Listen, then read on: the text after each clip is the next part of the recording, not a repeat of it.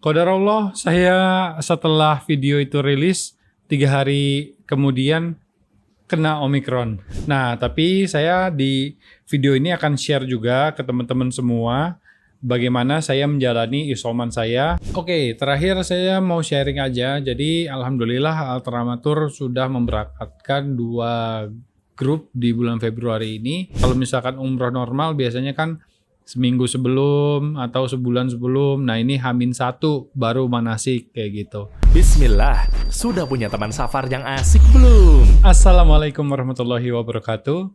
Wassalatu wassalamu ala rasulillah wa ala alihi washabihi ajmain, amma ba'd.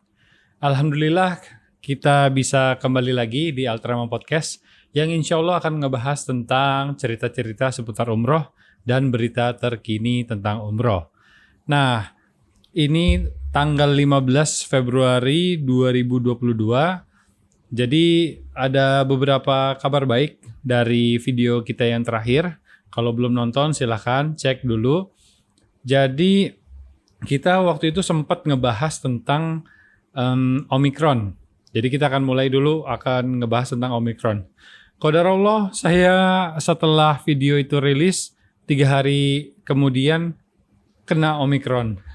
Jadi saya diharuskan untuk melakukan isoman, kemudian karena ada gejala, demam, batuk, pilek, pusing, itu harus 10 hari plus 3 hari gitu. Jadi total sekitar 13 hari atau 2 minggu untuk isolasi mandiri gitu. Nah, tapi saya di video ini akan share juga ke teman-teman semua bagaimana saya menjalani isoman saya. Dan untuk teman-teman yang di luar sana yang kena Omikron, tetap semangat, insya Allah diberikan kesembuhan oleh Allah Subhanahu Wa Taala. Nah, jadi saat saya kena waktu itu, kita lapor dulu ke RT RW, kemudian kita diarahkan ke puskesmas terdekat. Nah, jadi alhamdulillah dari pemerintah kita itu sudah ada layanan isoman gitu ya, layanan pasien COVID-19 isolasi mandiri yang teman-teman bisa cek di isoman.kemkes.go.id. Nah, jadi tuh lengkap tuh. Nah, kita akan buka sembari di laptop. Jadi kalau sudah masuk ke dalam websitenya, itu nanti kita akan diminta ada hasil tes PCR-nya. Jadi kalau kita sudah tes PCR dan hasilnya positif, kemudian kita ketik NIK-nya, kemudian itu datanya akan diproses. Apakah kita ini layak untuk mendapatkan obat dan konsultasi secara gratis gitu. Jadi misalkan kita masukin NIK-nya, kemudian kalau misalkan memang kita terdaftar di situ sebagai pasien COVID-19, jangan panik. Jadi kita yang kita lakukan pertama konsultasi dulu. Nah, waktu itu ini ada beberapa aplikasi yang memang bisa untuk konsultasi secara online. Jadi semacam telemedis gitu ya. Nah, yang saya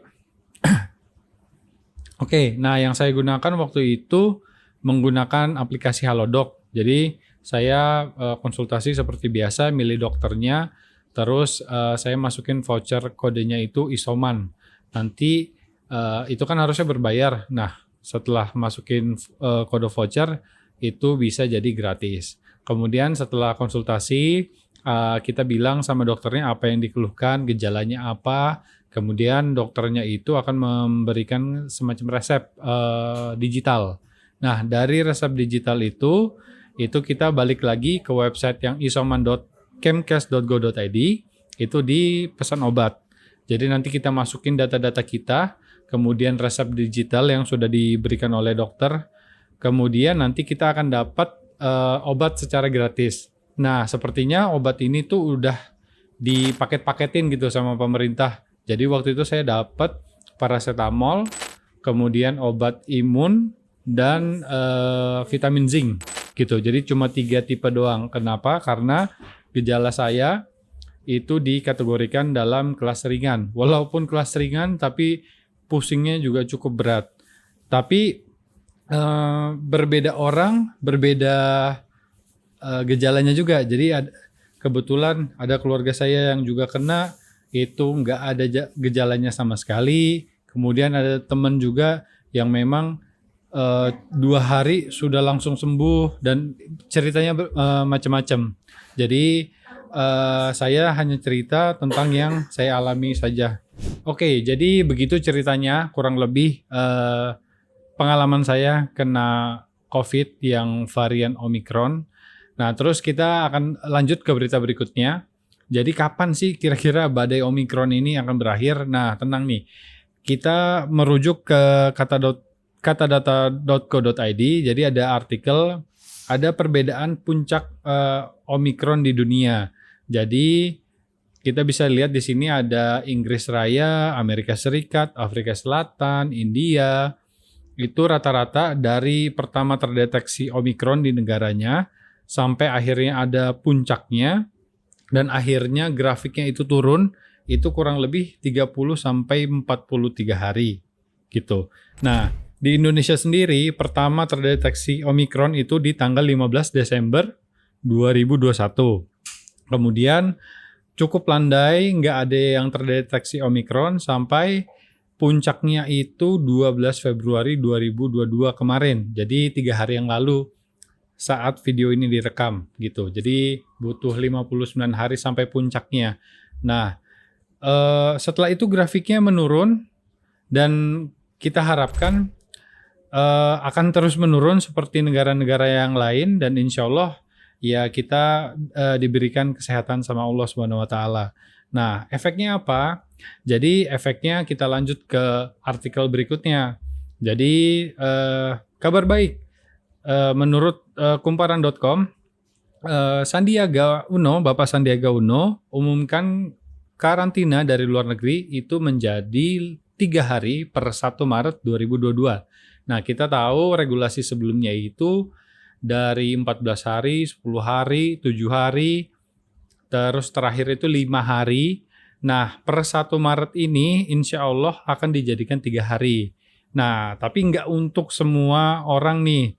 Ternyata menurut Bapak Sandiaga Uno, jadi ini yang sangat ditunggu-tunggu. Hari karantina diturunkan jadi 3 hari bagi yang sudah mendapatkan booster dan tetap melakukan exit tes PCR di hari ketiga dan di hari kelima melakukan PCR mandiri. Nah, jadi walaupun dipangkas jadi 3 hari, ini ada persyaratannya gitu. Jadi khusus untuk yang udah booster, terus PCR-nya tetap jadi 2 kali.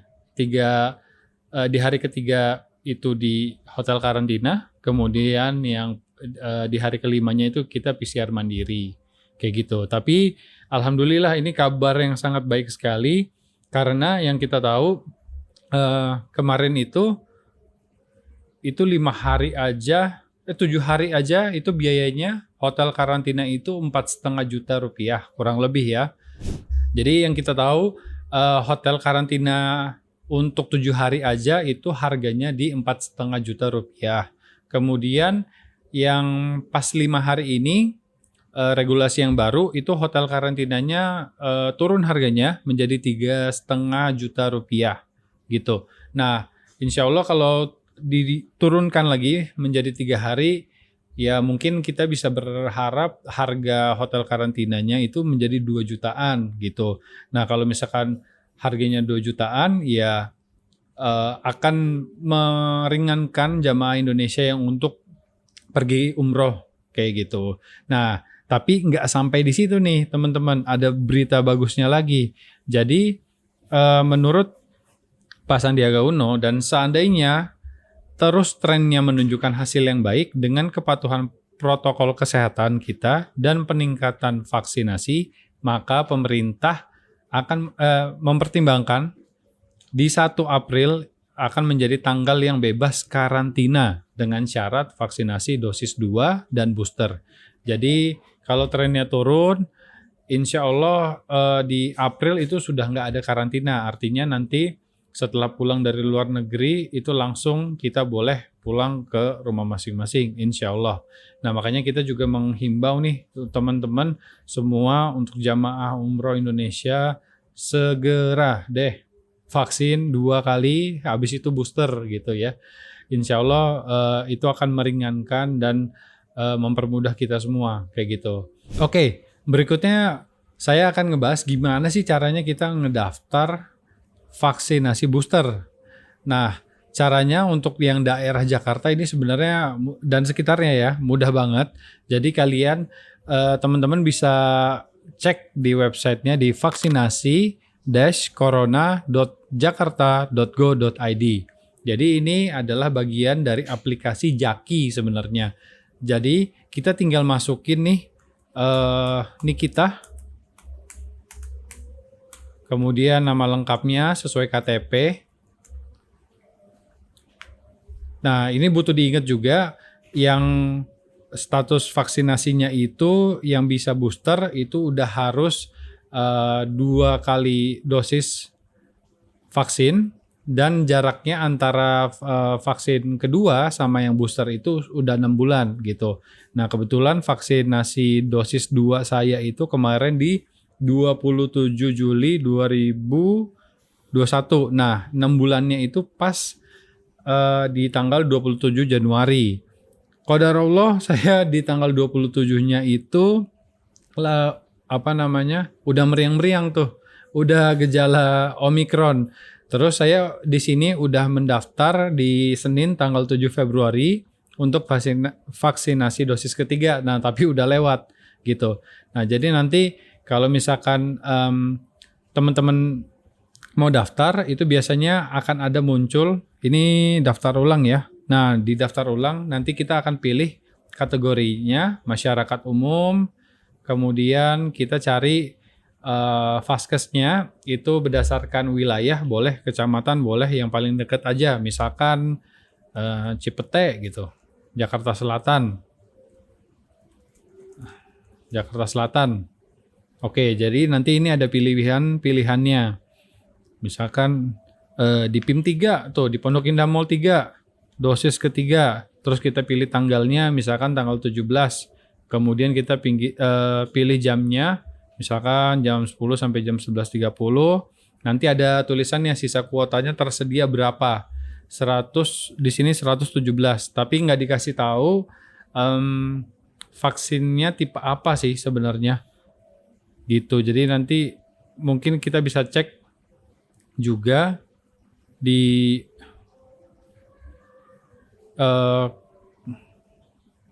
corona.jakarta.go.id. Jadi /kuota vaksinasi-jaki.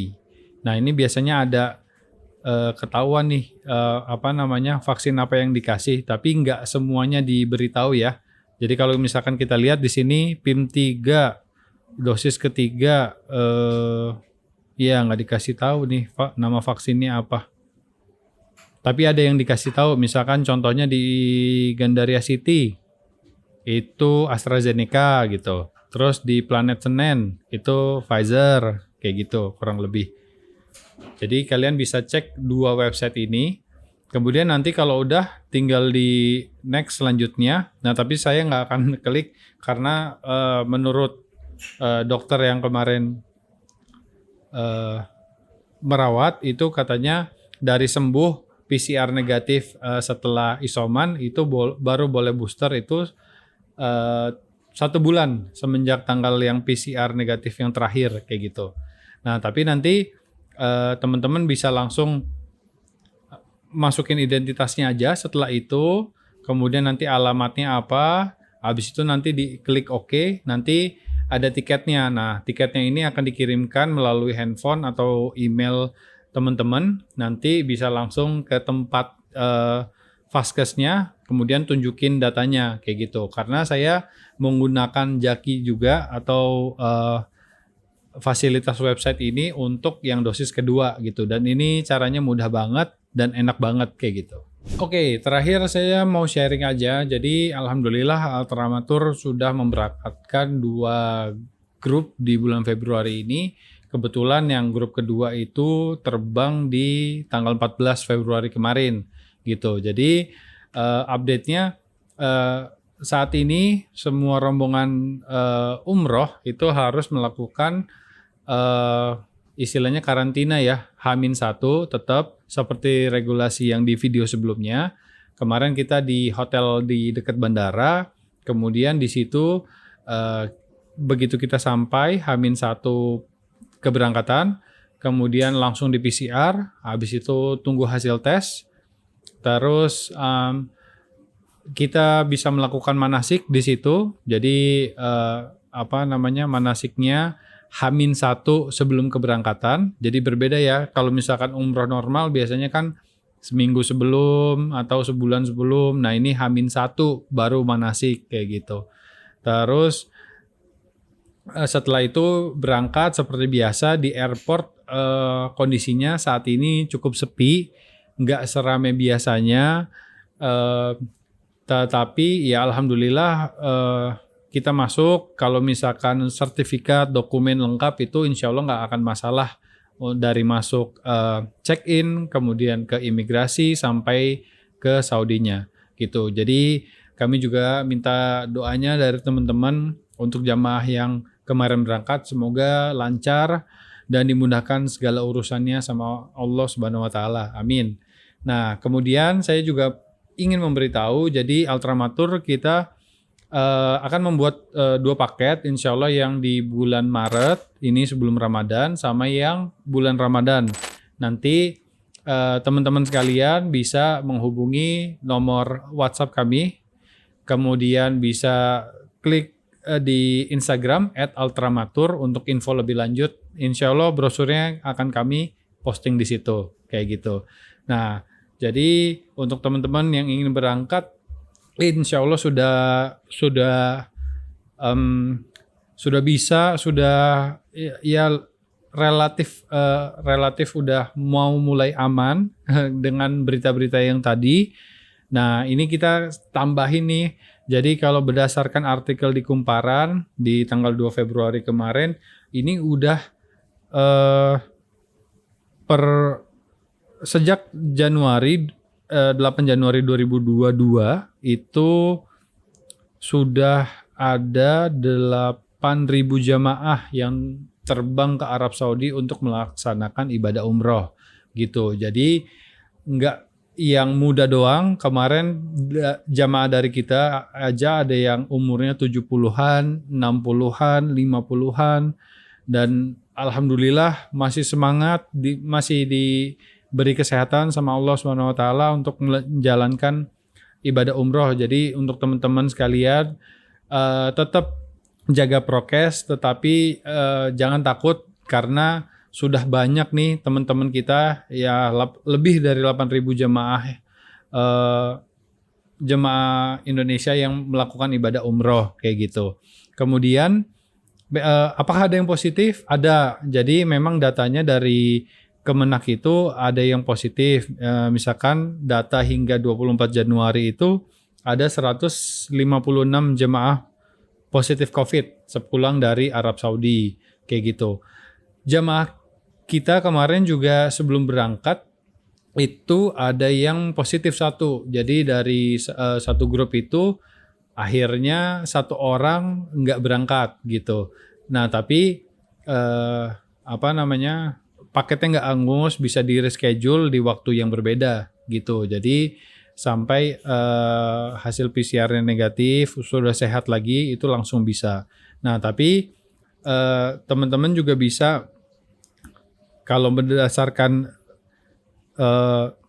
artikel ini, jadi di artikel ini juga membahas tentang PCR pembanding. Jadi teman-teman yang khawatir mungkin, waduh nanti kalau H-1 tiba-tiba positif gimana? Nah ini ada fasilitas juga, menurut rapat evaluasi dari Kemenak itu akan kemungkinannya bisa dilakukan tes PCR pembanding. Jadi dinyatakan tes PCR pembanding ini dapat dilaksanakan mengikuti ketentuan dan dikoordinasikan melalui KPP yang dengan mengisi formulir yang telah ditentukan kayak gitu. Jadi tes PCR pembanding ini hanya boleh dilaksanakan oleh laboratorium atau rumah sakit milik pemerintah, dan insya Allah itu yang membantu kita ya, biar nanti kan karena tes PCR itu ada angka errornya. Jadi kalau misalkan tiba-tiba error, kemudian kita bisa tes lagi biar bisa berangkat gitu kurang lebih. Dan kemudian dari pihak Kedutaan Besar Arab Saudi di Indonesia, dari Kemenak nih, mereka sudah berangkat ke sana juga membahas tentang penyelenggaraan haji, ibadah haji, dan menyampaikan harapan dari jemaah Indonesia yaitu kebijakan karantina institusional di Arab Saudi itu bisa dihapus. Yang seperti kita tahu, kita masih harus karantina 5 hari di Saudi ketika kita sampai. Nah, mudah-mudahan harapan tersebut bisa terwujud. Kemudian ya jemaah umroh bisa merasakan ibadah umroh lagi dengan harga ya memang tanpa karantina, ya yang normal-normal aja deh gitu. Sekian videonya. Semoga dengan video ini informasinya membantu. Jangan lupa di like, di share, dan di subscribe. Tunggu video kami berikutnya. Wassalamualaikum warahmatullahi wabarakatuh. Sudah punya teman safar yang asik belum?